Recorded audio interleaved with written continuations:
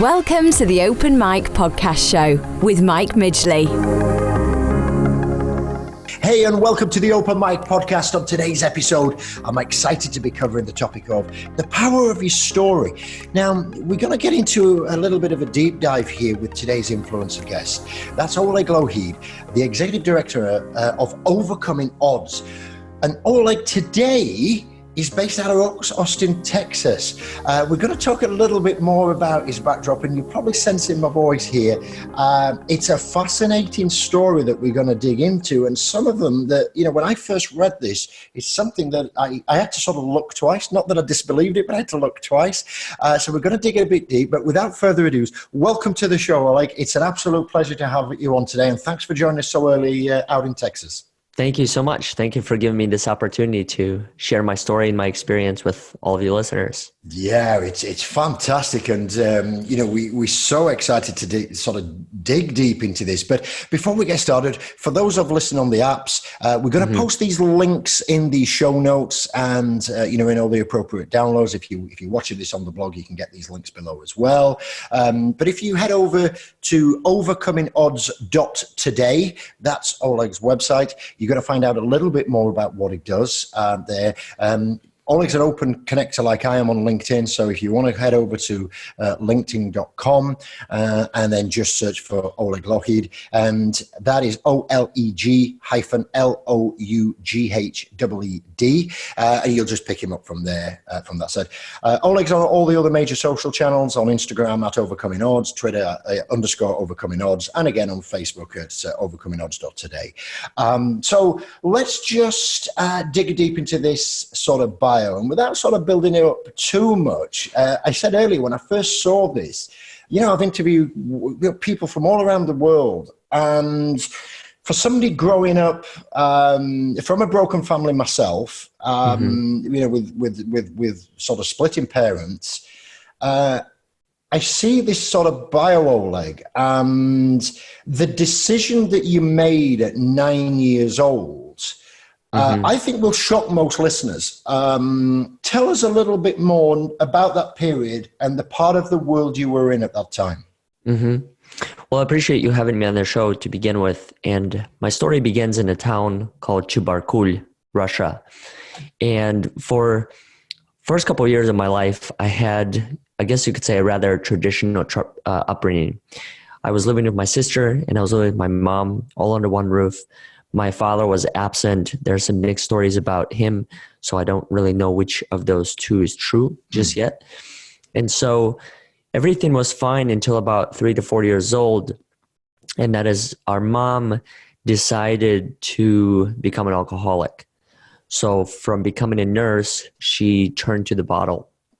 And as those that are listening, and I'm sure you might be able to relate to a degree as well, it changes your family dynamic entirely. Absolutely. It puts you in a position where you are no longer there looking at that person as the primary supporter and someone who is there to provide you love and caring and everything that a parent does.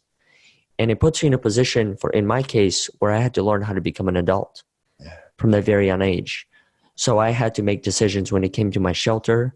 I had to make decisions when it came to finding food. I had to make decisions as far as who I'm going to surround myself with. And part of that journey, what it made me realize was that I truly did lose my childhood from a very young age. And so fast forward to 9 years old, I had seen things that I didn't wish I had. I've seen moments of abuse. One of the memories that I shared during our most recent event that we had in Baltimore was this moment where my sister, there was a lot of resent that she had towards my mom, and I don't blame her for it, because what ended up happening was when my mom passed on the responsibility, essentially, of being a mother to my sister, who was 18 years older, I can't imagine my sister wanting to become a mom at that particular age, and also wanting to become a mom to her brother. Yeah. So there's a memory that I'm going to share with you, and that is a time where my sister was upset at my mom. And one of the things that ended up happening was we were in her apartment. I remember I was sitting on the couch watching cartoons, And all of a sudden I heard loud noises coming from the kitchen. And just like any other kid, you get off the couch and you want to go see what's happening. And I remember I peek behind the corner straight into the kitchen, and I see the two of them fighting. And what I noticed next was my mom, our mom, being chased through the hallway, and my sister was following her with an axe. Oh, gosh. And there's a moment, I remember this vividly, where I stood there and I thought to myself, is this it? Is this the last time? And I cried and I cried, and I asked him to stop. Yeah. But what ended up stopping them was actually my bedroom door. My mom got into my room, she closed the door behind her, and she sat on the floor because I could see the shadow underneath. Yep. And my sister started pounding on the door with the axe. What's interesting after that moment is not necessarily being in that particular instance, but all the times that I chose to stay at my sister's place and live in that bedroom. And every time I would open that door, I see axe marks. Wow. Every single time. And mentally, emotionally, you know, even though you particularly weren't part of that aggression, It changes you. Yeah. I mean, just talk to me about the way you approached that. Were you fearful about going to that room? Did you not want to go? Were you torn between, I don't want to stop with my mum. I'm now with my sister. You know, it sounds like it was the worst of two evils, whichever way you went. And you know, how do you deal with that? I suppose that's going to bring you up to the point where you start to make those decisions, isn't it? Which is rather shocking. But just tell us how you dealt with that. You know, were you fearful? Was there a better place than another one, or were they equally as bad? I think the challenge within answering that question was because I was relatively young. Yeah. I made my decisions based off of what I knew. Yep. And the way that you put it, as far as there were these two conflicting worlds, and they truly were conflicting, because one of the worlds was living with my mom and her boyfriend.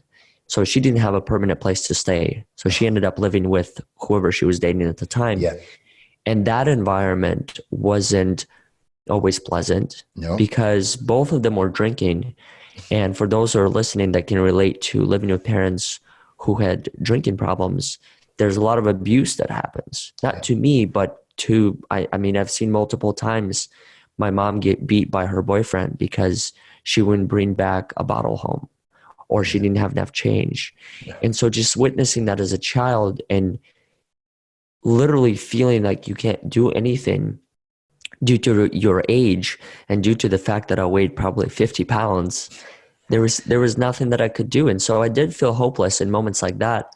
And then I would go back to my sister's place, and I felt that to a degree it was a better place because it didn't have similar behaviors. Yeah. But then I was able to have that experience there.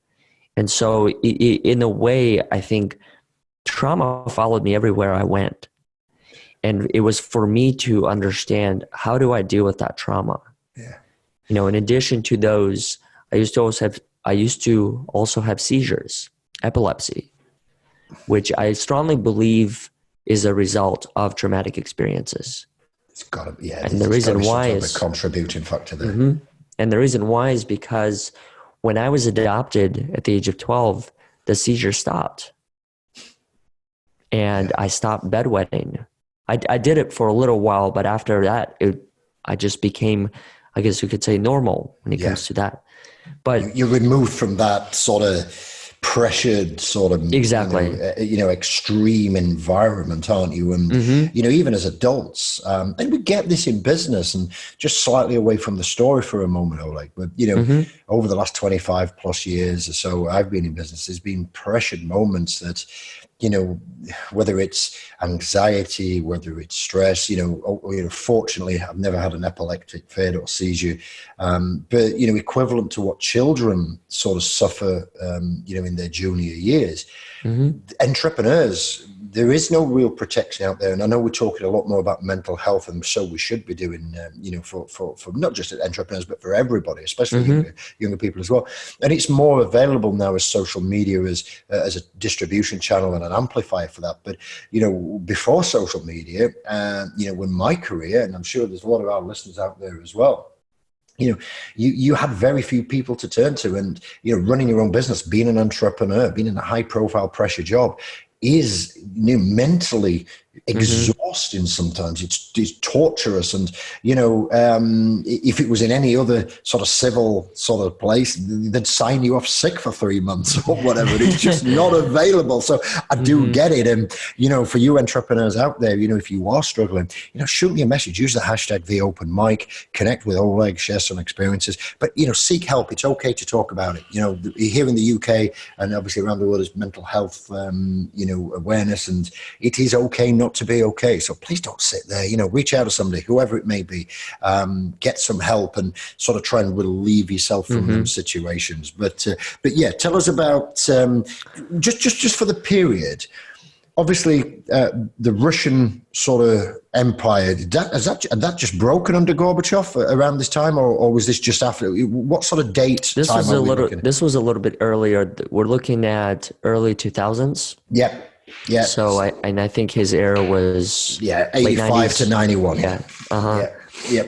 But still, Russia as a company, apologies, business on the brain there, listeners. But Russia as a country, it was a vast amount of opportunity, but there was still a lot of those sort of challenges as far as I'm aware. Principles. Yes. Yeah, of the old guard out there. So, this is not all this happening, guys. This is not happening in your backyard in Boston or in London. This is in, post-communism fall in Russia, where there was still a lot of things being worked out. And, I don't profess to be an expert on it by a long way, Oleg, but it was still a developing Western or becoming more Westernized than what it ever had been, and that I suppose do you feel that put challenges on this environment? Like, was there any way you could go in the Russian state at that point or whatever to sort of get help, or was it still very much government and the Communist Party sort of being how it was? Was there any sort of help outside of it for the child protection services or anything like that? Tell us a little bit more about that. Well, it's a difficult question to answer. So what ended up leading me to my decision at 9 years old was I firmly believe that, and I still believe this way, that there's a point in your life where you tell yourself that enough is enough. Yeah. That the things that you have seen, you're going to change your trajectory in life, and that is make a decision that rather seems critical. But what I've learned is that every decision in my life, based on my understanding, has equal weight. Because had it not been for all the decisions that I made in the past, I wouldn't be here making the decisions that I am. Yeah, it's cause and effect, isn't it? Exactly. And so in my particular case, at 9 years old, I had that moment where I felt that enough was enough. And I truly wanted to create a better future for myself. And the only way that I envisioned it at the time was by changing the environment that I had surrounding me. And part of that environment, my family.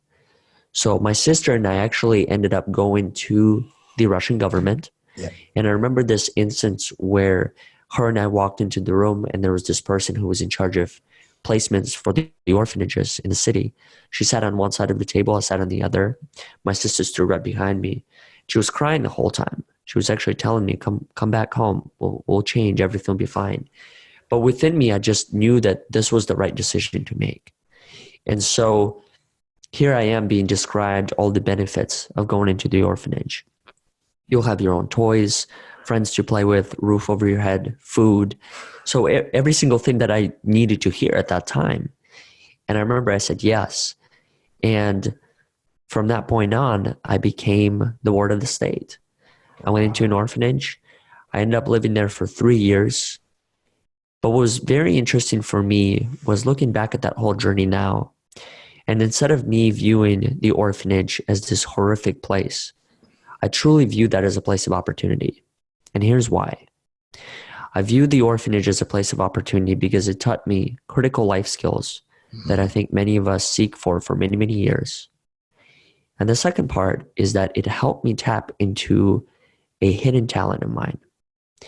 And what that hidden talent was when I was 10 years old, my second year there, one of the things that we were required to do was to be somehow involved within a music-related activity. Okay. So whether it was dancing, singing, playing the piano, and you would go downstairs from your family and you would train for half an hour to an hour with this music teacher. So somehow I naturally gravitated towards folk singing. Wow. I don't know how, I don't know why. You don't associate that with like that sort of awarded state Russian sort of background, you know. Exactly. Obviously, you've got the ballet, you've got the operas, you've got all that sort of stuff, and maybe even a lot of hard metal music over there, you know. Mm-hmm. but not that. But wow, that's amazing. So there was something, I think, within the DNA, I guess, that gets passed down from generations. And so here I was noticing myself training with this teacher, and I began to notice that I had something within me, that there was actually talent. And the teacher began to notice the same thing. And so from that point on, she started to compose music for me, and she would accompany on the side. And we would start doing these small recordings and little video cassettes. And then one thing leads to another, and I noticed myself performing at openings of zoos, competing amongst other schools and orphanages, and actually winning prizes. At the time, it seemed like gold or thousands and thousands of dollars. But really what I was winning was like a bicycle or like a flip camera. But still, I mean, from what you'd come from. And I do just want to bounce you back a little bit at the point when you said yes, and let it roll. But, you know, just let's take a back up here. They were telling you things. You've got a roof over your head. You've got food. You've got toys, somewhere to call home. That's what a 9-year-old should expect as given, shouldn't you? But it was such an attraction to you. So apologies for taking you back there, but I just had to sort of do that because, I mean, tentatively listening here because it's so enthralling. But, you know, as entrepreneurs, you know, whether you're the mom, the pop, look at your 9-year-old son or remember when they were 9-year-old. You know, and you're not providing that for them, and for whatever reason, and you know, it's not a lot to ask for. It's not as if they're asking for the next generation iPhone or the next video console. It's roof, you know, warmth, clothes, a little bit of love, no violence. It's pretty unbelievable. So a credit to you, and I understand why you said yes, because I think if I was in the same situation, I can't even remotely imagine the position that you was in. I would never pretend to do so, but I think that when you hear that, it's like, wow, I get everything. Music to your ears. Yeah, absolutely. So I just wanted to put that in because before we got too far down the podcast, but yeah, I can imagine that there. So, and then the prizes that come back in from the folk singing and things like that. And, you know, I suppose just sort of to help me understand this. This is maybe a stereotype, and I apologize. I don't mean it in any disrespectful way to any of the listeners or yourself. But the normal schools out there versus the orphanages, were you seen, because you were a kid from the orphanage, were you seen as that sort of second-class child, you know, or that underprivileged one? You know, were there any classification around that? Because, you know, children can also be really cruel, can't they? You know, it's like, we're up against the orphanage, and, you know, we're not. I've experienced that, yes. Yeah, so tell us just a little bit more about that. Was there a lot of that going off in at that time? I think to a degree, and the way that I would answer that was that the teachers, so to back up and actually give you an understanding of the school that I went to. So I prior to entering the orphanage and actually the first year of being there, I remember I was given a ride with the director and the nurse and someone else in the car to this testing agency where they essentially tested a lot of your skills to help better determine your placements within the type of school that you went to. The way that our town was set up was that we had a couple of different schools. 3 or 4 of them were considered to be quote unquote normal development. And then the last one was special education. Right. I was put in special education, even though I had tested advanced on higher than the tests. And there are many reasons that we can speculate as far as why that happened. But what was interesting after going into that school and performing very high, I mean, receiving A's across the board, because clearly I wasn't meant to be in that particular environment. The way that we were treated was that the teachers viewed all the students the same way, but they knew who the orphans were. Yeah. They could tell the difference. The kids, on the other hand, viewed us differently. Right. And the reason why is I think there were certain things within the day that the normal kids were able to do that we weren't, Right. such as go to lunch. Because the way that our orphanage typically worked was that prior to going to school, you had two shifts. You had a morning shift and you had an afternoon shift. So if you had a morning shift, you were able to have breakfast. And then as soon as you get back from school, you have lunch. Yeah. And then afternoon shift, you have lunch, you go to school and you have dinner. Yeah. So they weren't paying for us to go to lunch with the other kids at school. And so there would be 3 to 4 of us just walking around through the halls within the school for that half an hour to an hour, just trying to find things to do. Which by just by the nature of the, you weren't allowed to do that, classified you as, you Exactly. segmented automatically. That's the orphan kids, yeah. Exactly. And so it gave that image to us. I don't know how much it impacted us psychologically speaking, but I think it definitely made a difference. Mm-hmm. It definitely made us understand that we are not a part of the whole, that we're somehow segmented from it. And I think, what's also interesting is that the way that people looked at us. And the reason why is because, so the way the classes worked was that I think you had a normal schedule Monday through Friday, and then on Saturday you had gym hours. Right. And on Saturday, what you had to do is you had to wear a uniform. And it was just a traditional gym uniform, kind of a warm up. And we had to do that as the ones who were at the orphanage. The other kids could wear shorts and a t-shirt. Yeah. But each one of us had the same uniform on. Yeah. And I think that was another thing that kind of separated us from the pack and gave other people an opportunity to look at us and say, okay, in a different way. Here are the 4 kids wearing the same clothes. What's wrong with them? Can they not afford it? What's up? What's wrong with their families? Yeah. Definitely received some remarks along the way from kids around the area saying, oh, you don't have a mom and dad. And it actually got a little bit worse in the States when I came here, when I was adopted at the age of 12. So this was 2005. I didn't speak English, or I knew very little. And I remember I was being put in the middle of 6th grade. And a lot of the kids that were surrounding me, a couple of the kids I remember in particular, they would make those remarks all the time. Oh, you were adopted, you weren't loved, you weren't cared for. Where are your parents? That used to be a common joke. Where's your real mom and dad? Awful. So tell me, you spent 3 years in this orphanage. Mm-hmm. For a period, you've obviously found, solace there, and you found a new environment, which is for I can only imagine was awful, but for you, it was a far better position than you were previously in. How did the adoption come around? And I appreciate we're slightly off script here, guys, but I'm super enthralled about this because it doesn't matter what entrepreneur you are, whether you sat there as a chief exec today in a public company, you're a one-man founder and CEO trying to make your case. It's the stories that we're going to talk about later on in this podcast that make you. It's whether you become humble or anything else. And to me, this is so enthralling. And these are major changes that I can't even visualize, imagine, never mind, believe to be true. And I know they are true, but it's such a difficult sort of concept for somebody who's maybe not been in that environment to sort of wrestle.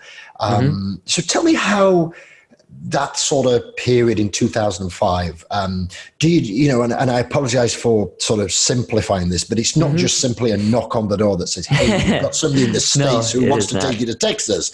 So is there a process that you were working through to eventually get adopted? And was it guaranteed it would be outside of the, the Russian sort of Federation, or was there an opportunity you would have stayed in your homeland? Talk to me about what that journey was like before you actually got brought over. Yeah.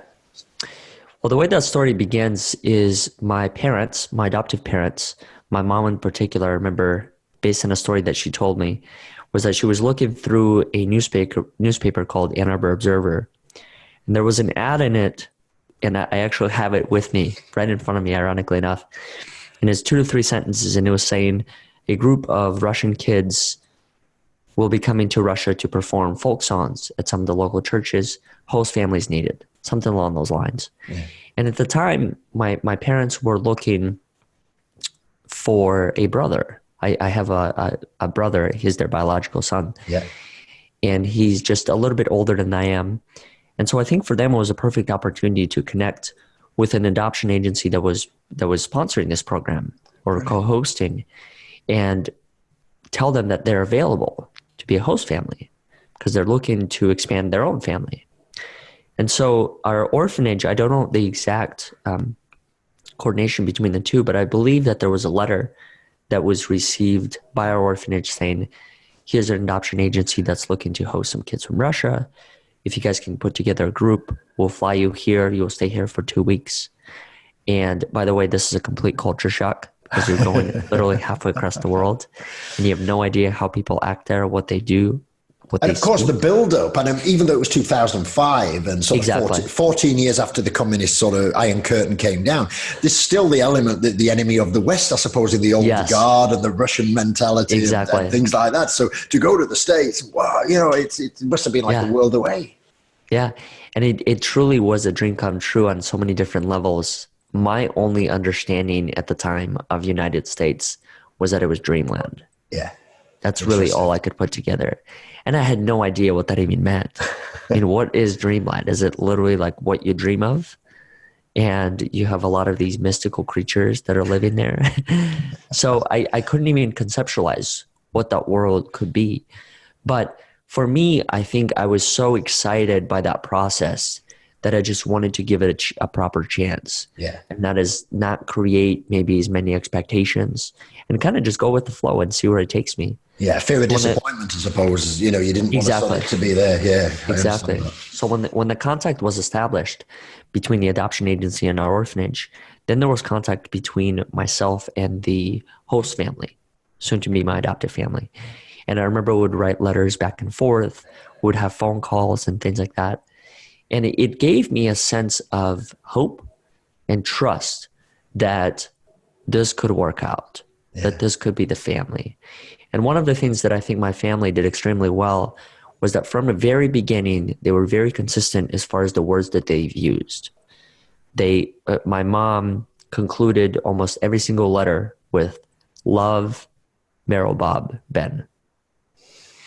Or we look forward to having you be a part of our family. Amazing. And that to those, it's probably just a natural way to sign off. But to you, as you drew into that and you thought, wow, I'm not saying that. Loved. And I'm not saying it was meant sincerely from your parents at the time, but to them, it's a natural. To you, you took that. Wow, I've never had this, and that I can understand that hope level must have gone through the roof there, surely. Mm-hmm. Yeah.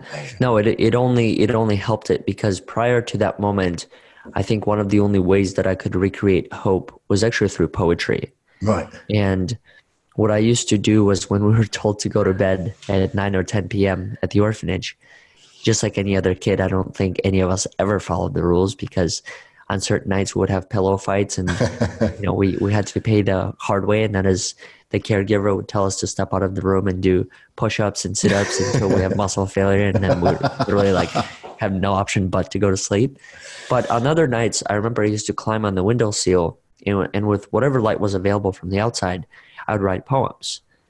And that was my way of recreating hope. Man. And I would dig deep within myself. I would try and process whatever I can as far as how I viewed my relationship with my mom, my sister, and what my life was there. And so having received a lot of these letters from my future family, it only helped me increase that hope that things may work out. And what was interesting about that particular part was it was very difficult for me to understand how those things may work out because I didn't understand how much in control I was of that situation. Yeah. There were so many other parties involved. in order to make the adoption happen. Yeah. And yes, I had to go to court, and yes, I had to say in front of a judge, I accept my name, Oleg Michael Lougheed Polliner, as the new legal name. Yeah. But prior to that, there wasn't much I could do to influence people around me to make that thing come true. So there was still a level of uncertainty that I had to live with, as there is, I think, with life in general. Yeah, You know, absolutely. as soon as you think you know something, you know nothing. Yeah, that's a great saying. That's a great saying. Tell me, were there any issues around, obviously, as a Russian national becoming an American citizen? Did that complicate it? Did that delay it? Did that sort of dash your hopes? Or was there any sort of things that, you thought this may not happen at sometimes? Because that happens in business as well. Maybe not with the nationality, of course, but you think you're maybe going to win this account or close this next deal or, maybe open a new store, and then something comes out, like you say, left field. There's a regulatory reason. There's a law that says you can't do this, or the company that you're going to do it gets taken over, and all the work you put in, you lose. And I always use the terminology. I end up with ashes in my hand, and you can imagine over 25 years of being in business, I've had a lot of ashes in my hand when normally I was expecting to lift the trophy. And was there anything like that, or did it go fairly smoothly?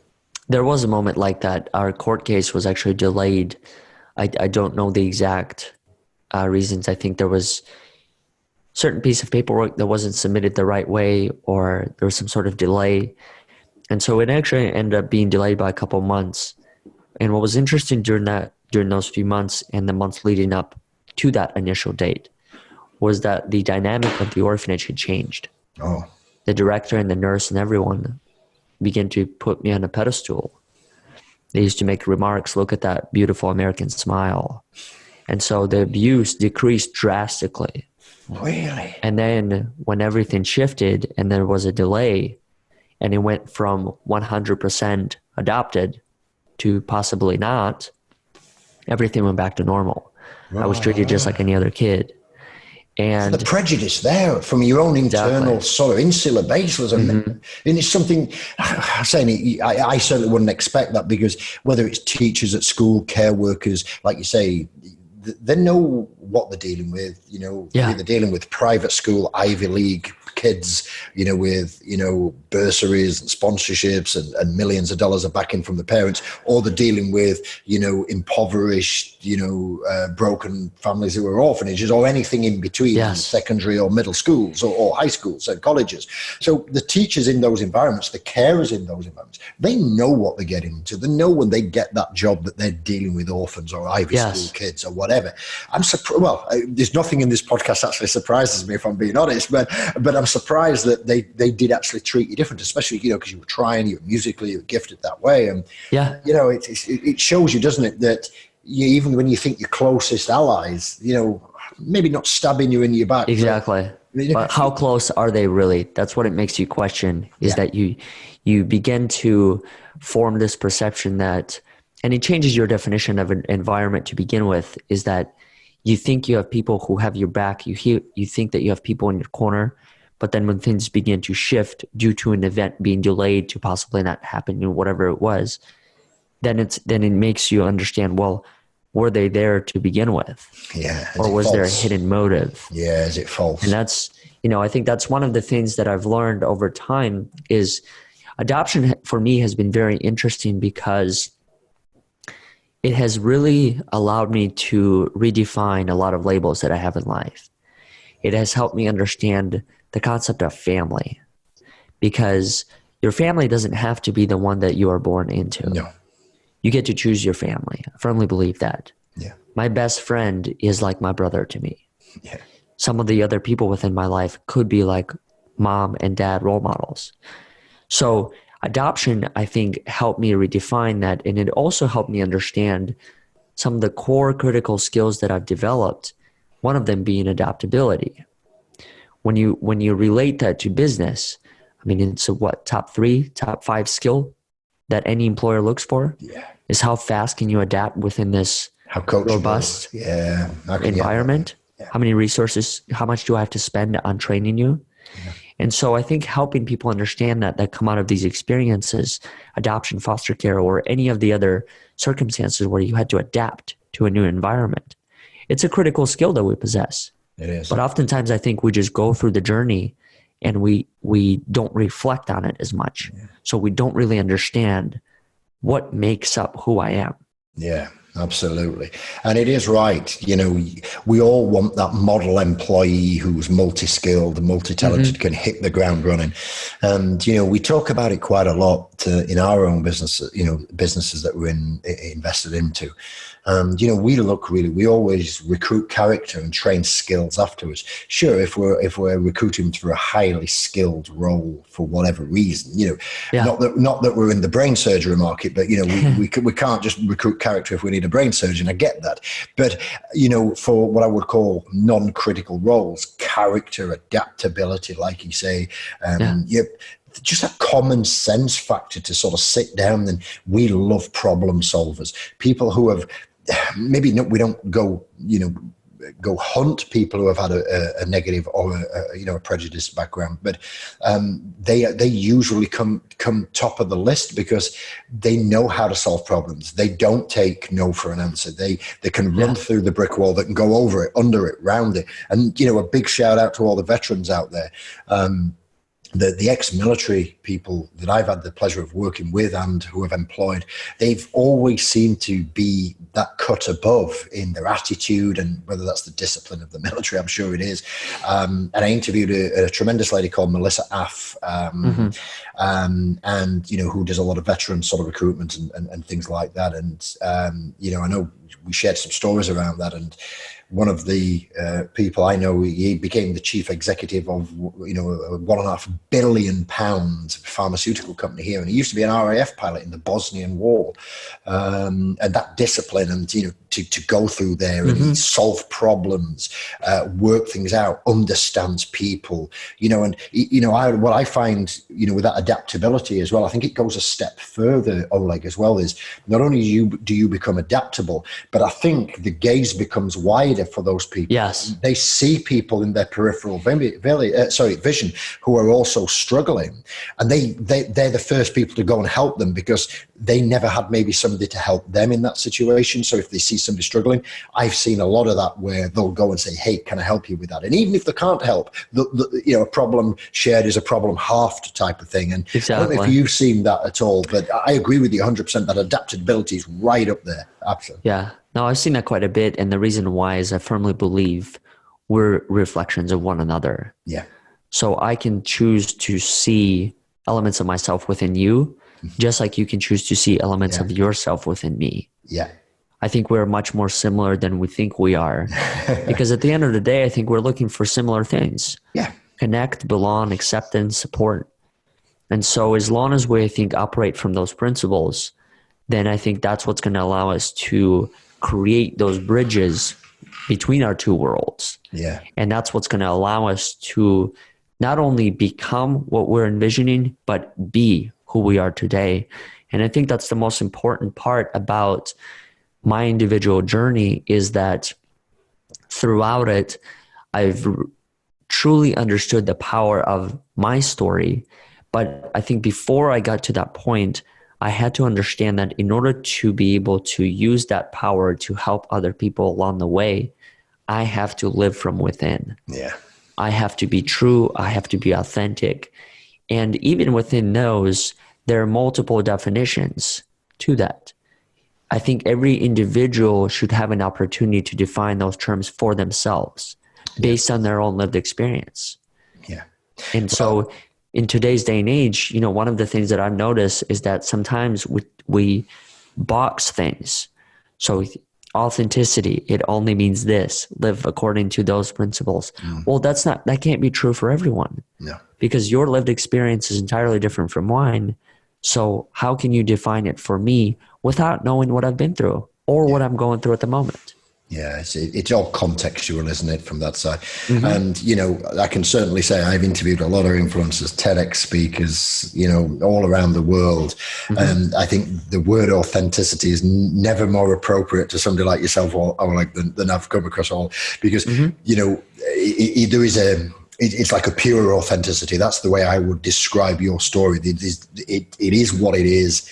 it's as black and as white. There's certainly zero frills from a Russian orphanage. You're certainly not getting PlayStations and Pepsi digital vending machines in there. From that side, and that's the materialistic side of it, which I do appreciate. It's a lot more than that, but it's just for reference, is what I'm saying. So it's absolute credit to you. Before we go on to today and what you're up to today and how you're helping people, just want to sort of ask you a bit of a personal question, and feel free to bounce this if you wish. Yeah. But just to share, my best man, when I got married, he was adopted, and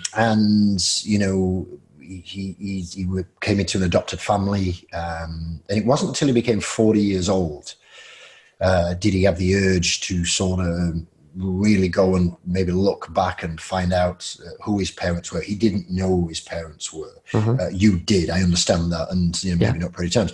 I just wondered if have you got any appetite or tendencies to want to go back to the Russian Federation, or invite your sisters or your mother back over to the States, or is there anything, or to deal with it, have you had to draw that line and not look back, or just would you be prepared to sort of just cover that a little bit? Yeah, there's absolutely a desire to go back and relive some of the moments. One of the things that I'm trying to do is I'm trying to prepare myself for that particular moment as best as I can. Yeah. So speaking of personal notes, the personal story that I would like to share is that even though I had made the decision to come into this world and fully accept this family that I'm a part of, and I'm extremely proud of each and every one of them and the role that they've played, I still dearly miss my mom, for example, my birth mom. The story behind that is the year after I was adopted, my mom died in an apartment fire. What's really ironic about it is I only have one image of her. I have hundreds of images of everyone else from the first 12 years. I only have one of her. Wow. And it's an image of her coming to an orphanage to visit me. And this was 2 to 3 weeks prior to being adopted. And if you look closely at the image, you can see the past, the present, and the future. And the reason why I say that is because she's sitting in the middle. Behind it is the orphanage bed. On the table are some of the gifts that my adoptive parents sent me. So a phonetic alphabet, the one you pick up the letter in: A, apple; B, banana. And it's her in the middle. Wow. And when you talk about a picture speaks 1,000 words. Awesome, yeah. That's that image to me. And so, because the orphanage is, the past, your mother there, and the future of the toys, where you're going to go. Yeah. And so how do you even hold it together in that situation? It's challenging. It's challenging to do so. And the reason why I share it is for those that are listening and can relate, it's okay to miss your family. Yeah. It's okay to cry. I do it often. I cry, I don't know how often, once a month, whatever it may be, simply because I miss her.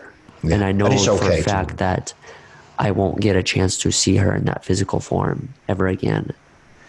And it's a difficult one to process, because I think part of my story and part of what I've been able to define as a structure for authenticity is, I believe A stands for accepting your past. Yeah.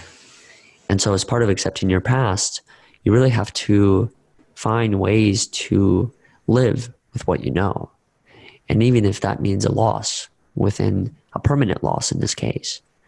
And so the question of how do you live with it? Well, you continue to look at other people that will remind you of traits that your mom had. And that's when I said earlier that we're reflections of one another. I see her every single day. Yeah. I see her through other people every single day. Someone would say something and I said, yep, my mom said that. Yeah. Someone would do something and I said, yep, my mom did that. So you see reflections of her, and even though she's no longer here, I firmly believe that she taught me the lessons that she was meant to teach me. Yeah. And so even though a lot of them good, there's some good out of that, which maybe looking back on reflecting today, it's difficult to take positives out of that earlier childhood experience, but you're managing to do that. Yeah, and even though I think there was definitely some hardship, and a lot of the lessons came in unspoken form, one of the lessons that I think I've ultimately learned from her was my ability to drive, to just be driven in life, persistent. Yeah. And the reason why is because I remember at times where I would go out in the street and I would look for her. And I would come out short, 9 out of 10, but just that inner dialogue that I had within me to tell myself, just one more. Yeah. Maybe she's there. Just go and look one more apartment. Maybe she's there. I kept doing that day in, day out. And no wonder why I am who I am today. Yeah. And just like you said, I can find a way to get under a wall, through a wall, around the wall. I firmly believe that there's always a way as long as there's a will. Yep. And so as long as you understand that and know that no obstacle is too great to overcome, you're going to find a way. So I think my mom was one of the first people that helped me instill that mindset within me, literally to my bone. Yes, it's a subliminal experience that you didn't necessarily have it tangible, but it's just there, isn't it? Yeah. Yeah. And so she was a big influencer in that. So despite of all the adversity and everything, I think it helped shape who I am. And I firmly believe that adversity is one of our greatest teachers, because it puts you in a position where you have to decide. Yeah. Left or right. There's never a straight on. It's like the example I use in business. There comes a time, each business is the cycle, a bit like the economy or politics or whatever, the cycle. There is certain times in your business, and as you can clearly see here from Oleg's story, in life as well, it's not exclusive or mutually exclusive to business. And that is where you reach a T-junction. It's not a roundabout. I know you don't have many of those in the States. It's not a roundabout. It's not a crossroads. It is a T-junction. And the light's on red. And for that moment in your life, you're working out, you've really got one or two options, and you turn left or you turn right. Yeah. And that amber light comes on the traffic light, and maybe this is metaphorically, it's not actually, of course. And when it hits green, where do you go? Because, you have to make that decision, as Oleg's saying there. And if not, people are peeping behind. Come on, what's going? Get going. Everybody's in a rush. But to you, in that moment, you want an eternity to make that decision, or you want an eternity to do that. But sometimes you just got to. You've got to put the indicator, the traffic signal, and you got to go left or right in life and business. And who knows what would be the other way, but you do have to make that choice. And I think that's what you get into there, that adversity. And you live with the consequences. Yeah, you do. Or the plaudits if you make the right journey, and you can only weigh it up. But, there is no straight ahead. And, adversity usually gives you a dead end in front of you, and, you have to go that way. So that's phenomenal. I've got to throw something else in. I'm off script here. Apologies. So talk to me through, you come to the States, the adoption finally goes through. That's great. You must be like, a bottle of fizzy pop fizzing up and all excited and things like that. Before we get on to what you do today and how you help people, because I can't wait to dig into that part as well. Just tell us, what that early experiences of the United States of America was, as a Russian orphan coming over to be adopted, and the part that your family played in that. Well, that's a great question. My early experience was very interesting. So when I was in 6th grade, I had met a teacher of mine who had actually changed my life and perspective. Right. And that is, he chose to go the extra mile. He chose to be there before school and after school, helping me catch up, helping me understand how to read. But prior to that, the only way we could communicate was through math and a paper dictionary. Wow. So it sounds relatively simple, but you also have to weigh in the fact that I was a teenager. Yeah. And that I was forming my identity. And one of the ways teenagers form their identity is through emotions. Yeah. So how often are you going to collect yourself in a difficult situation and go pull out a dictionary to find the right words? Amazing. Not very often. And so as part of that is part of all the frustrations that were happening, as far as me just not being able to speak the language of those surrounding me. I also had to understand that all those things were translating into my relationships at home, into my friendships, and they were impacting every one of those. But my earliest memories, they were definitely ones of encouragement, and they were ones where I felt that things are changing. Even the fact that I was able to get into I remember my dad's BMW and drive to school. It was like a dream come true. I mean, I've never envisioned a convertible car of that style going for an X number of miles to school. And that was just an everyday thing. Or even biking to school. So there were a lot of activities that I was exposed to from very early on that I think most kids have an opportunity to do in this particular country that I wasn't able to have during my particular age. And I applaud my parents for that, because I think what they saw was they saw an opportunity to give me a childhood that I didn't have. Yeah, amazing. Brilliant. No, that's great. And the land of opportunity to a degree comes into that, doesn't it? And you are no longer one of the 4 kids in the orphanage schools, from that to a convertible BMW, a prestigious German car in the States. And, it's like, and it must have been. Were there any major, outside of the language barrier, and, culturally, was there any, anything else that you found it difficult that maybe held you back becoming an entrepreneur or doing what you do today, or did you actually just feel it and accelerate it? Well, the challenge, I think, was in learning the language, the different activities that I was exposed to. One of them was I took, I guess you could say, ESL classes. Yeah. The challenge there was that I was sitting in the classroom as a 12-year-old with 5 or 6 years olds.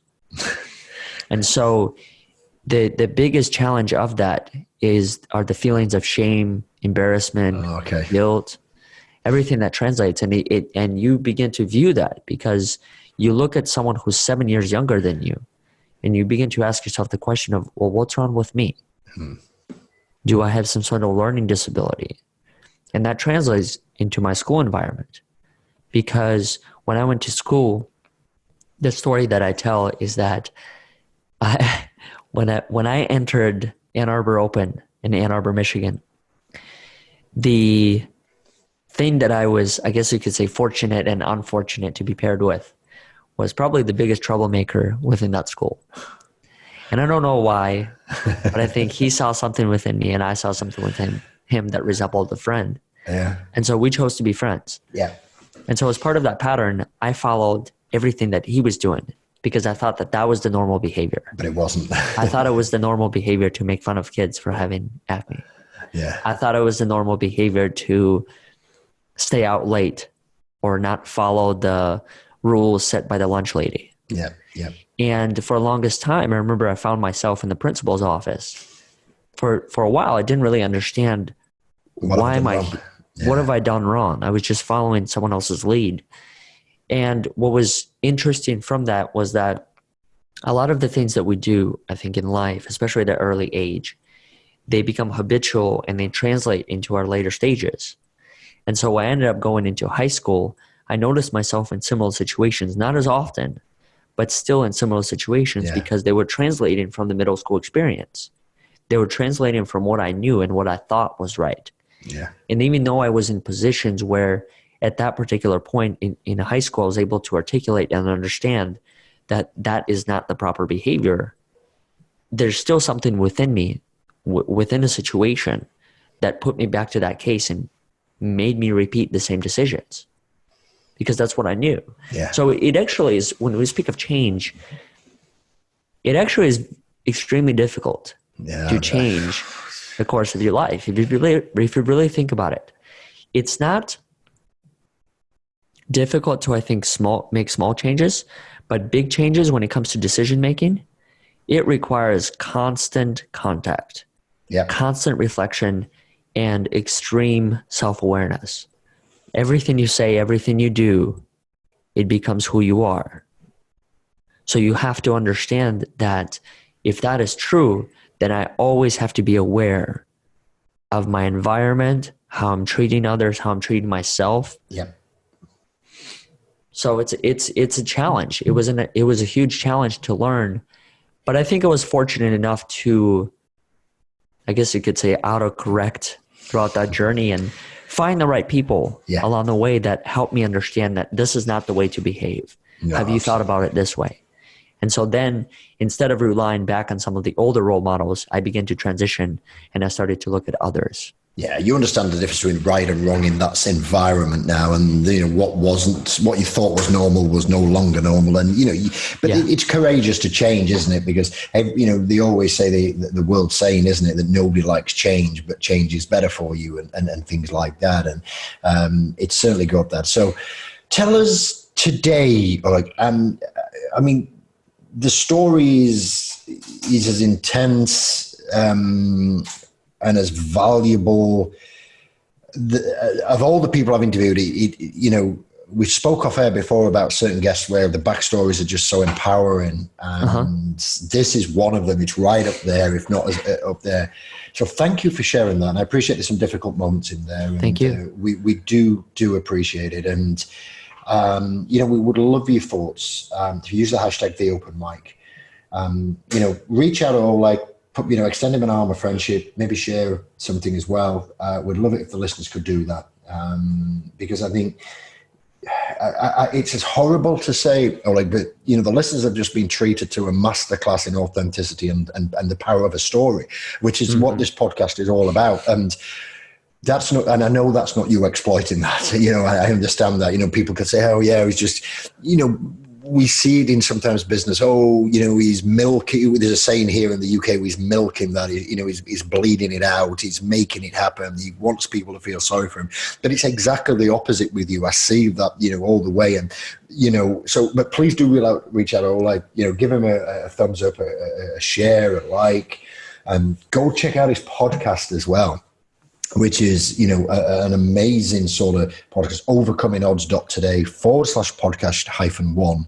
We'll put that show note below, and go check that out. And so as you've had all these life experiences, naturally, there's that urge to go out there and help others today. Just tell us what happened. I think it was at 24. I'm just looking. 24.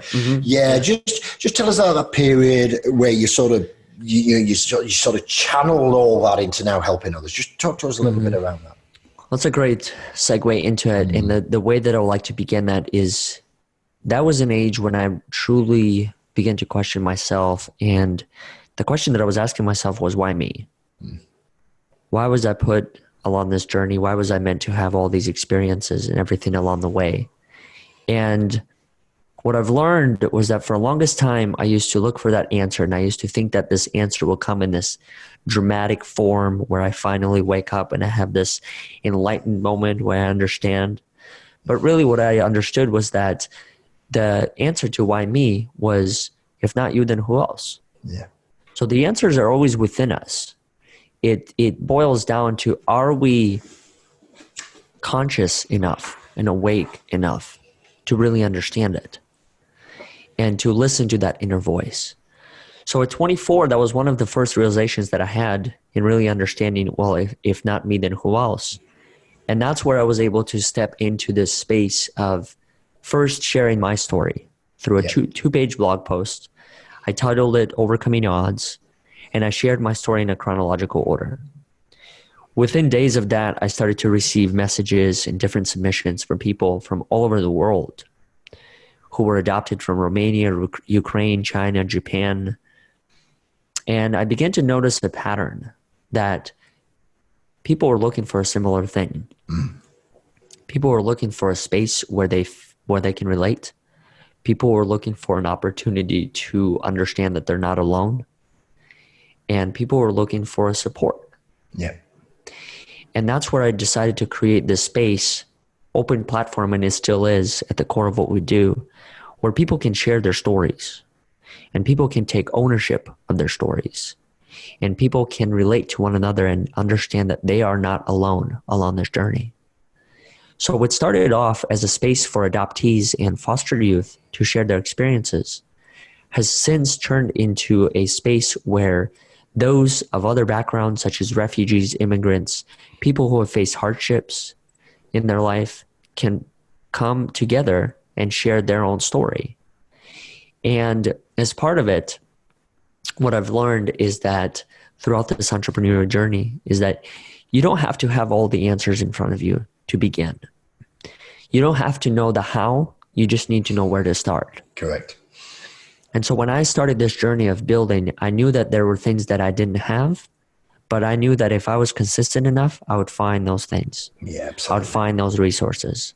It's that determination, isn't it? It's that determination. Exactly. We have a wall of appreciation in our office, and it's all the quotes from all the greats. We call them the greats. There's a couple of modern people in there as well, but it's mainly the great older sort of philosophers. The biggest one on the wall, I'm looking at it now. The starting point of all achievement is desire. Napoleon Hill, and and that's in the center of the wall of appreciation. If you want to see that, shoot me a message. Use the hashtag the Open Mic. We'll put a picture on that up there for you as well. But that's what it is. It's that desire. You don't, like you say, you don't have to have it all figured out, but it's that, you want it, doesn't it? So sorry about that. I just wanted to cover that. It's perfect. And, as part of that journey, what I've learned is that we've then transitioned from stories to the podcast. And the latest thing that we've done within this past year is we actually started to host in-person events. Wow. Every one of the events has been inspired by a story that's been submitted. So it all boils down to our narrative. So we've had events that focused on resilience. We've had an event called Path to Resilience. We've had an event called Embrace Who You Are. Yeah. The most recent one we had in Baltimore was called The Courage to Be You. What's really interesting about each one of them is that it creates this unique space, and it truly does. It's a space that I've never been a part of before. And that's what we're trying to do, is create this space where people can develop the courage to share their own story, to feel like they're supported along the way. One of the most important things that I've learned about business is that I think oftentimes when we start a business, we are told to go out there and look for a client, go out there and look for that first source of revenue. Here's the problem. If you're starting a business based off of someone else's assumptions, and you are going to be faced with a decision within that business where you're going to have to go left or right, it becomes very difficult for you to know which way to go. Yeah. Because that business is not fully aligned with you. It's not solving a problem for you. Yeah. So what I tell a lot of early stage, even seasoned entrepreneurs, is that build that business where you are the client. Yep. And sure, you may not quote unquote generate revenue from day one, but you are going to generate something that money cannot buy.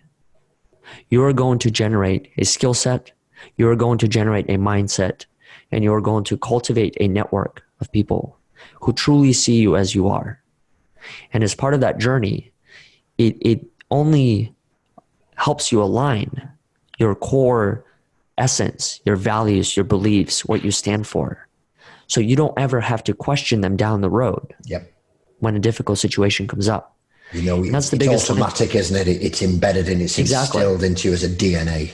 It's a foundation. It's a foundation what you go off of. And so it's extremely important, I think, to understand that. And the whole question of why me, I think it's applicable to anyone. I think we should all ask ourselves that question. Why me? Why did I go through this? What is there to learn from it? When I started to ask myself that question, that's when I started to develop a different perspective. Yeah. And once I changed my perspective, my world changed. Amazing. And I suppose that talks about like some of the topics that we've got to talk about, that leading from within. Just tell us a little bit more than that. And I love the point where you said about, be you the client, them skills that money can't buy. Talk about leading from within a little bit more. Just drill a little bit further down on that. Well, the reason why I love that topic is because I firmly believe it aligns to who I am. Yep. There's a book that I'm reading right now. It's called The Art of Possibility. Okay. There's a chapter. Who's the author on that? The author is, I don't have it in front of me. He's a famous conductor. And so there's a chapter within it where he talks about leading from within or leading from any chair. Yep. And what it made me understand is that for any of us in life, we can be leaders within our own position. Yeah. You can be a leader as a janitor. You can be a leader as a CEO. Your authority does not determine whether or not you're a leader. Correct. What determines whether or not you're a leader is, are you living based on your own values, based on your own lived experience? And as part of that, what I've also learned is that we're living in an imperfect world. We're constantly living with our own imperfections. So why don't we just embrace that? Yeah. Why don't we understand that Exactly. If that's the world we're living in, that it's okay to make mistakes. It's okay to change your course when it comes to certain things. It's okay for your values to evolve. You might have believed one thing, then an experience came and it made you look at it differently. Yeah, there's a quick reference I want to make on an earlier podcast I did. I was fortunate enough to interview Ryan Foland and Leonard Kim. There's a book out. It's literally just out at the time of this recording. This podcast will go out in I think December 2019, but around October 19 of its recording. There's a book that's just been released called "Ditch the Act," and for the listeners as well, what Oleg's speaking about here is that just let it go. That imperfection. And if you want to follow Leonard Kim on Twitter, Mr. Leonard Kim or Ryan Foland. You'll see what and that's just about them literally saying, hey, and they've written a book, probably I think it's published by Wiley, Ditch the Act. You can see it at ditchtheact.com, and it's all about this type of thing. So this Art of Possibility book, which is, we're going to look up and get that link put into this post for Oleg. But also, please go out and check Ditch the Act, because it's about saying, look, stop pretending that this is okay. Just drop it. This is it. And I think they talk about 5 stages of what you disclose into the public domain. And there is some stuff obviously that stays private, but it's getting people to accept you and living your life as you are without the fear of retribution or whatever. So some similarities there, but I'll certainly check that book out, Oleg, and I can certainly see that, you feel more pure about it. And for me, I just give you an example. My listeners that sort of know my journey. I'm involved in various things, businesses. I sit on boards. I run an investment company. I work in my son's agency as a strategist, and I have a broad range of skills acquired over a period of time. And I suppose the sort of point for me is the best part of the week for me, respectfully, and if my clients listen, I apologize. It ain't working with you guys. It's doing the open mic podcast, what I'm doing now, because this is me. I get to speak to people all around the world.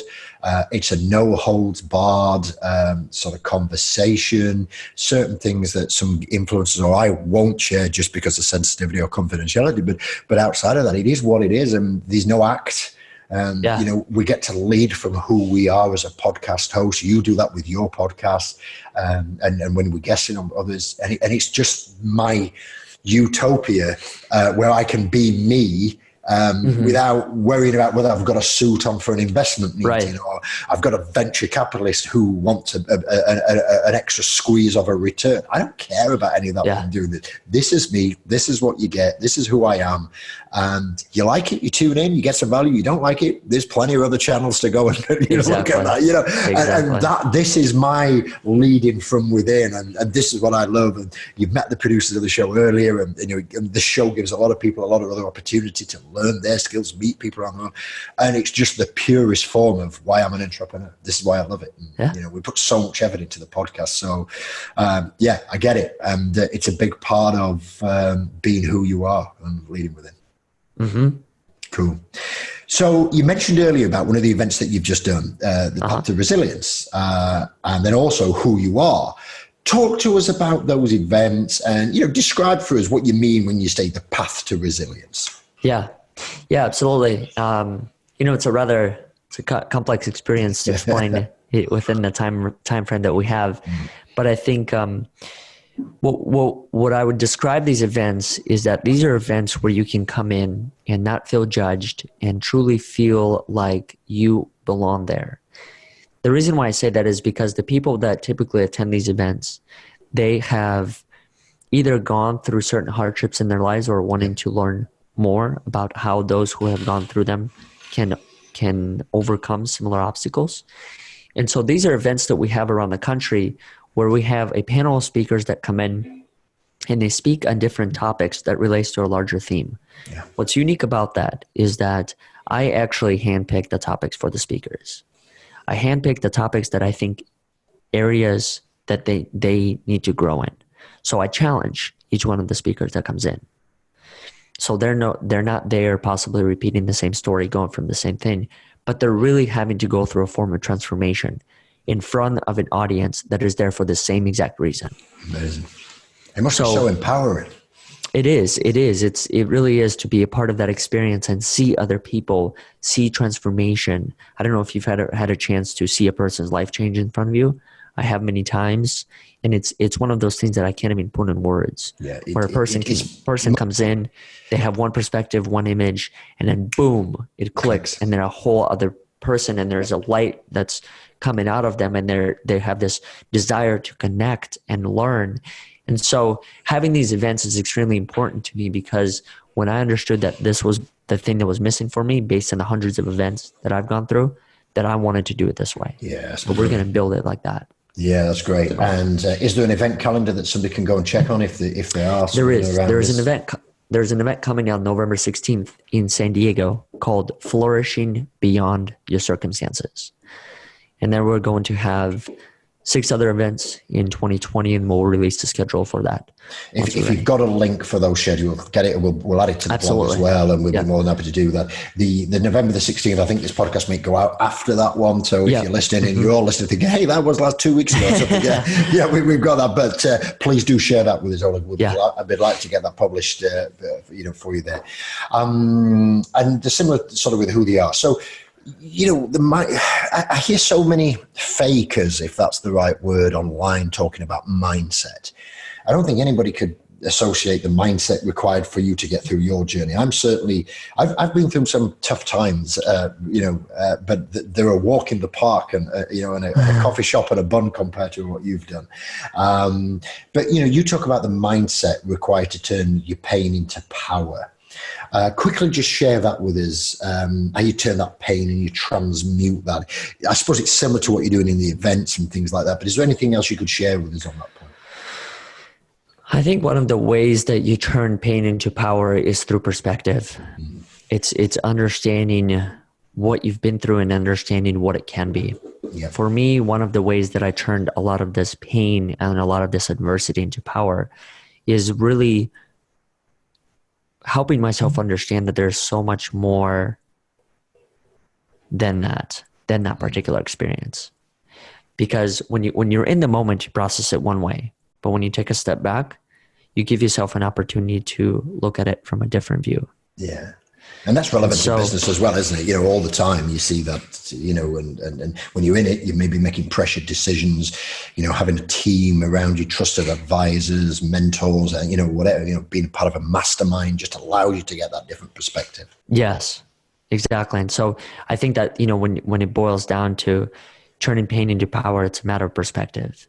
Yeah, and it's a matter of how you see it. But there's so many other things along it too. I mean, environment plays a big role. Who do you surround yourself that helps you not only develop that perspective, but continue that perspective moving forward? Yeah. And to talk about, you surround yourself with people that you want to be, who you can learn from. I forget, God, this has been, I've been so in thought of this. My mind's gone blank a minute here, Oleg, I apologize. But who was it who said that, never surround yourself with a team where you're the smartest person in the room? I'm not sure it was a Steve Jobs quote or something like that. Steve Jobs, I think it was. Yeah, I think it may be that. But if I've got that wrong, please correct me, or just use me a hashtag saying, Mike, you're wrong, or something like that, or Mike, the open mic. But yeah, you want to be putting yourself in those arenas where, you maybe not always the smartest, but you can contribute and add value, but you're learning all the time. Yes. Getting in that environment. Yeah, awesome. I mean, the courage to be you explained. I wouldn't even know where to start with that, based on your story. But for those out there listening, maybe they've been in a worse situation than you. I've not ever come across anybody who's gone through what you've done at such what I'd call continuous levels of, abuse, disappointment, environment. But I'm sure that there are people out there, and if they're listening to hear the advice you'd give them, if the courage to be you, if they're fearful of making that step to sort of come out and sort of say, I'm here and this is what it is, how do they even approach that?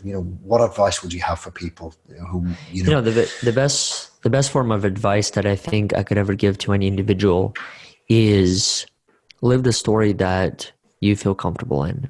Yeah. And if that means living a story that other people don't align with, well, that's perfectly fine. Because just like you said, listeners of this show, some people may listen, some may not. Yeah. But as long as we understand that there are other channels, that's perfectly fine. So you got to be comfortable with who you are. You have to be comfortable with what you know and how you're willing to share it.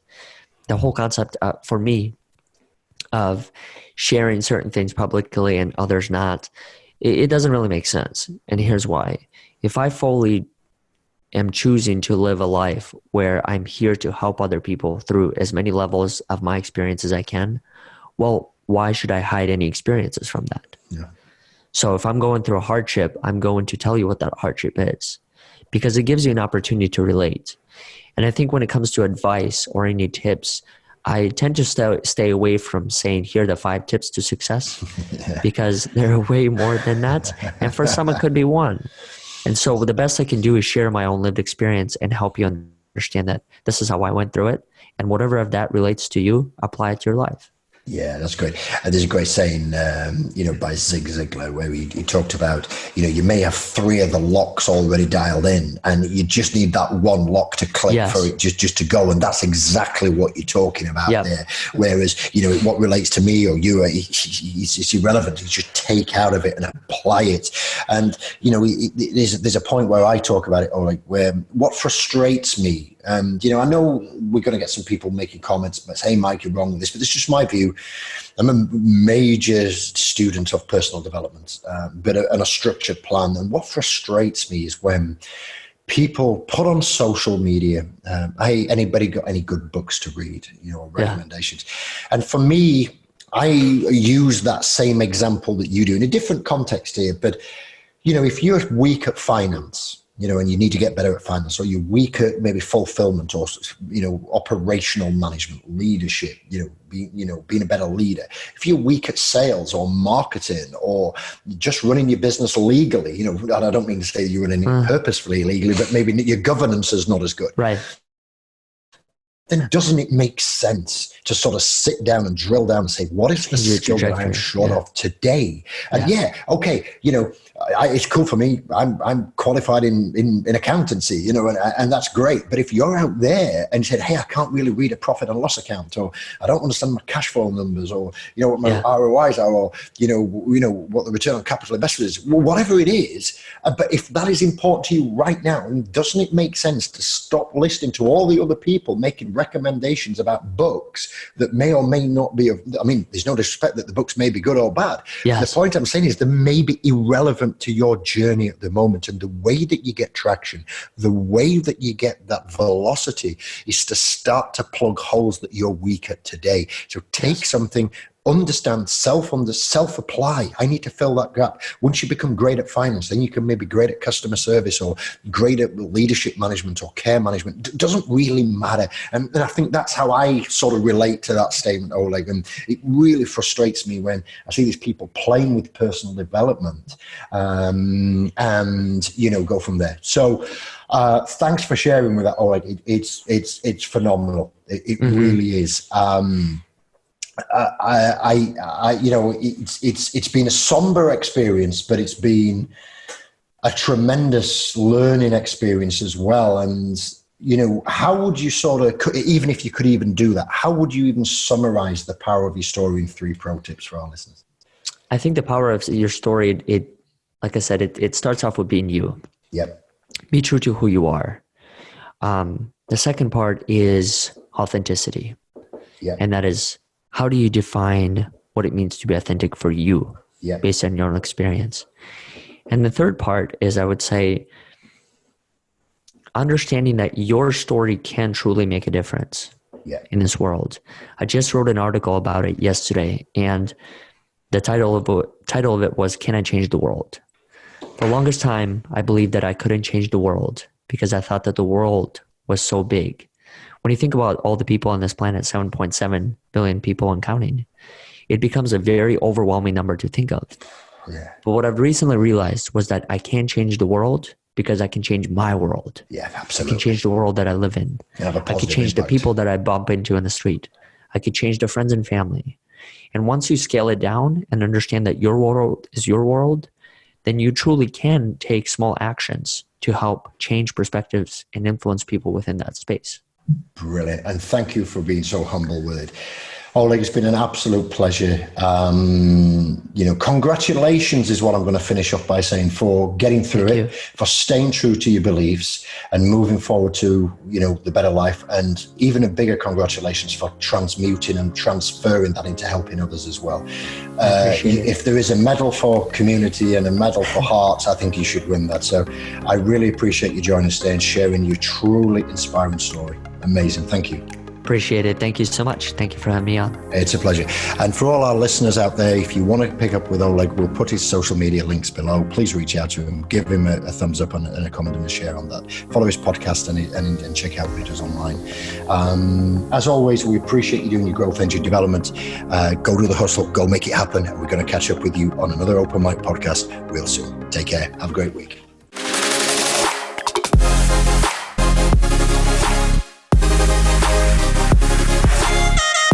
You have been listening to The Open Mic, brought to you by The Success Hub.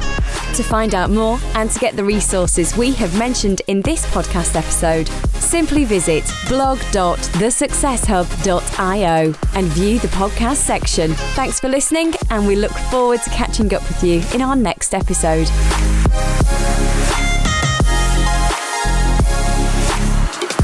This podcast and associated materials is published under copyright to The Success Hub. All rights reserved. No reproduction of this material is permitted.